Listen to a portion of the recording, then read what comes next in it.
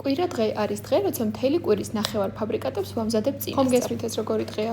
ნახევარ ფაბრიკატებს ამზადებ, მაგრამ სადილის მომზადებას ვერ ასწრებ. სწორედ, ამიტომ მოიძებნა მარტივი გამოსავალი და დღეს მოვამზადებთ ფირმა იტალიას მაკენჩის ორმაგი ყველის соуსი. ერთი ყველის соуსი უკვე პაკეტის შემადგენლობაშია, ხოლო მეორეს კი კადრში ხედავთ. ადუღებულ წყალში მოვათავსეთ მაკენჩიზი. ხოლო ცალკე თბილ რძეში გავხსენით ნაღების კარაქი და შემდეგ მოვათავსებთ ყველის соуსის პაკეტს. ეს და ფირმა იტალიას სხვა პროდუქტები შეგიძლიათ შეიძინოთ უამრავ ქსელურ მაღაზიაში. მათ შორის ევროპროდუქტში, გუდვილსა და ფრესკოში. ახლა კი მივუბრუნდეთ ყველის соуს. ნეტა შემეძლოს არომატების გადმოცემა თქვენთვის. соуსის დახმარებით თავში უამრავი ვარიაცია დამიტრიალდა. ხო და გადავწყვიტე ჩვენი მაკენჩიზი გამომეცხრა. მოხარშული მაკენჩიზი თავისი ყველის соусით დავტოვე თავისივე ქვაფში, მოვასხე ზემოდან დამატებით ყველის соуსი და აი ასეთი საოცრება მივიღე. მეტი პიკანტურობისთვის დავუმატოთ გახეხილი პარმეზანი, ბლომა და გემრიელად მივირთვეთ. მაშ ასე ზუსტად 15 წუთში ჩავეტიეთ. გემრიელად მივირთვით.